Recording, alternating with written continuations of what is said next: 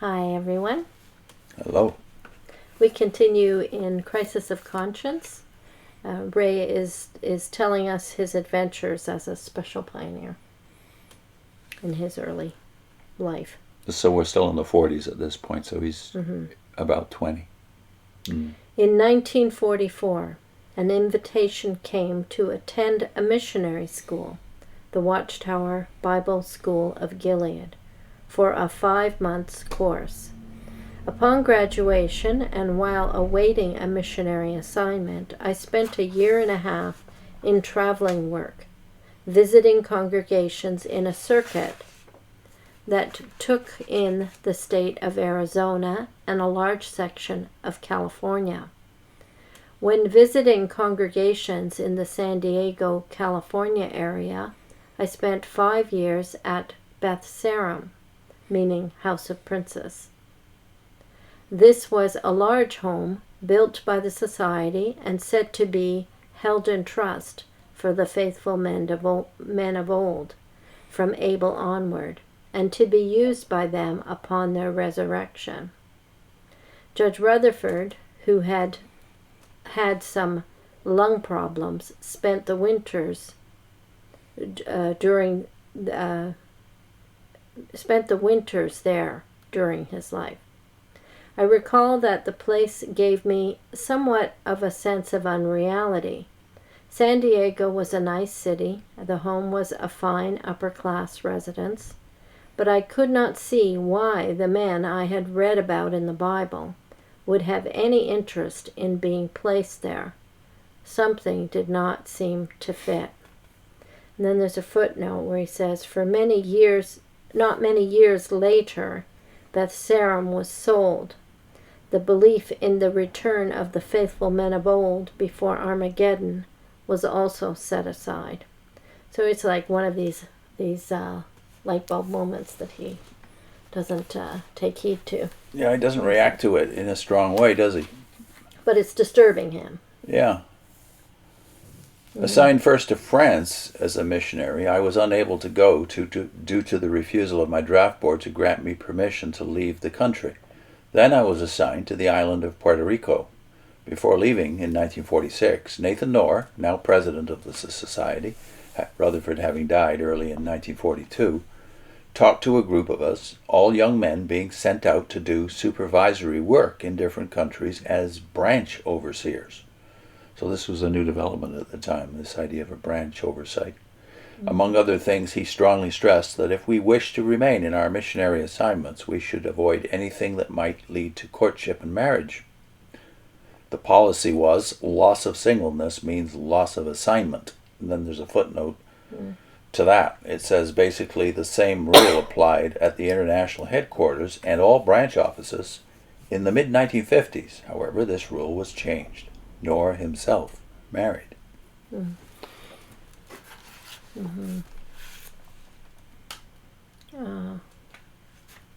Here, okay.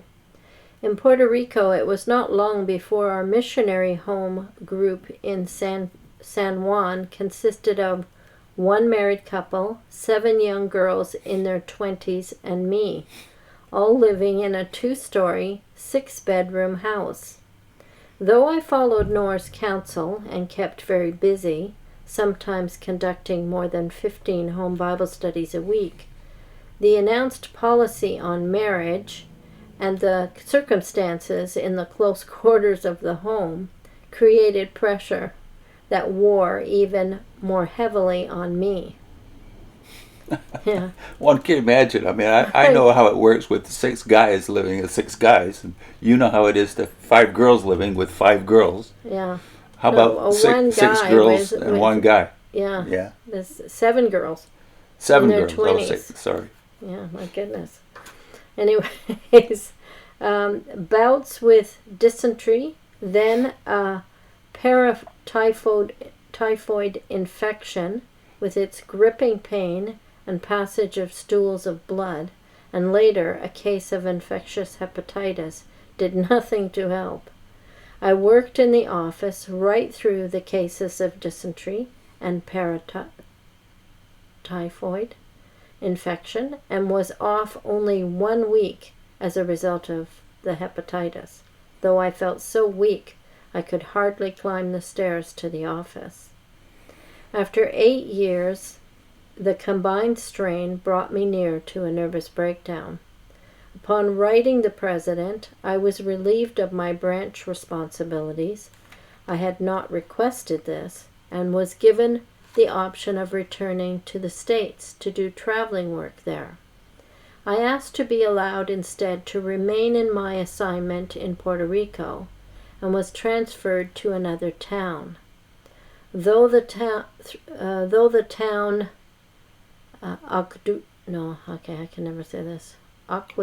Aquadia, yeah. was one I did not care for personally, I had requested it since it seemed the need was greater there. So again, he's very conscientious. Within a year or so, I was assigned to do traveling work, visiting congregations in the island and in the neighboring Virgin Islands, lying to the east of Puerto Rico.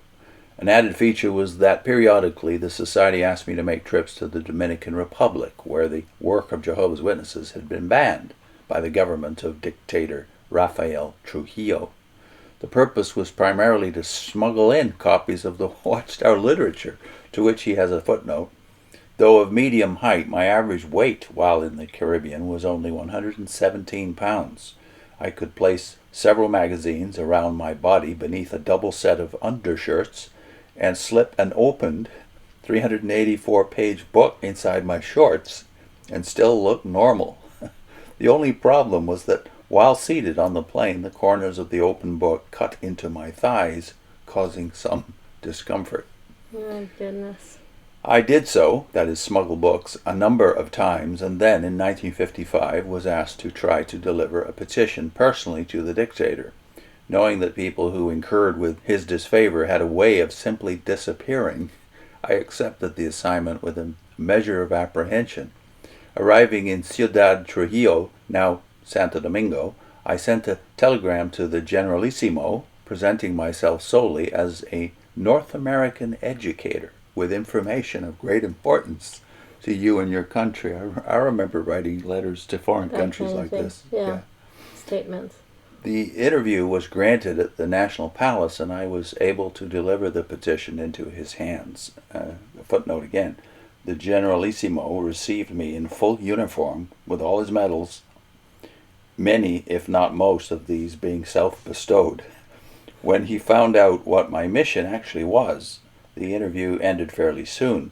It apparently created a favorable impression nonetheless, since some time later the ban was lifted for a period of about a year and then was reimposed. He says, to my surprise, I was not expelled and continued to make my periodic smuggling trips without being apprehended. Mm-hmm. Then in 1957, all the American missionaries of the Witnesses were expelled from the Dominican Republic in the wake of a wave of violent persecution, many local witnesses being brutally beaten and imprisoned. A major issue had been the refusal of male witnesses to do marching as required by military training laws. But there was also considerable religious opposition expressed, priests and others making inflammatory statements in the newspapers. The society asked me to go in and check on the conditions of the Dominican witnesses. I had been in just shortly before to deliver instructions to the missionaries and had brought out detailed accounts of the persecution, and these were prominently featured in Puerto Rican newspapers. As we learned from a source close to him, this adverse publicity enraged Trujillo. Feeling like a marked man, I recall that my first night at a hotel in Ciudad Trujillo? No, Ciudad what? Ciudad Trujillo. Named after him, in other words. Yeah. The city is named after him. Isn't that interesting? I was given a room on the ground floor with French windows right next to the bed. My sense of real danger was strong enough to move me to rig up the appearance of a form on the bed while I slept on the floor beside it, or behind it. Again, however, I was able to make it in and out without incident, and made other trips in the following years. Wow. It's quite a life. Life just filled with adventure in these decades, right? I guess what struck me, though, as we read through these pages is the 1941 cognitive dissonance seems to have disappeared. Like, okay, now 16 more years have gone by, and he's still single and content to be so. There's no serious fracture of his faith yet. And that's going to take another 20 years. You wonder why he doesn't have more trouble, or at least he doesn't express more trouble with the passage of time and the urgency. And he's doing missionary work during all this time. But of course he has the same experience as most of us on the local level. He's just kept busy. I mean, but he is rising in the ranks, and as we know, that does supply a certain dynamic that wasn't there before. And I think maybe because he's right in the center of places that are persecuted. Yeah. That would be something that would reinforce that this is the truth. Yeah. Mm-hmm. Yeah. Ray the Smuggler. Mm-hmm. So what were you going to link? Forget 1975. This is based on, I think, Dwayne McNanny's research about, was 1975 the last date, really? No. Dwayne says no, because really they set 1999 as the end. They even published their own deadline again, basically the century.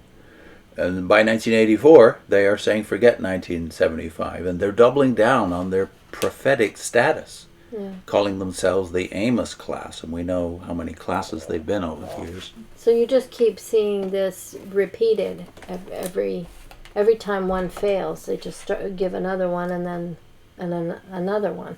Yeah, give it a couple of years, and then the thing starts all over again.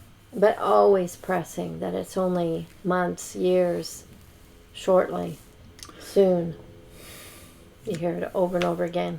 Yeah. Yeah. See you next time. Mm.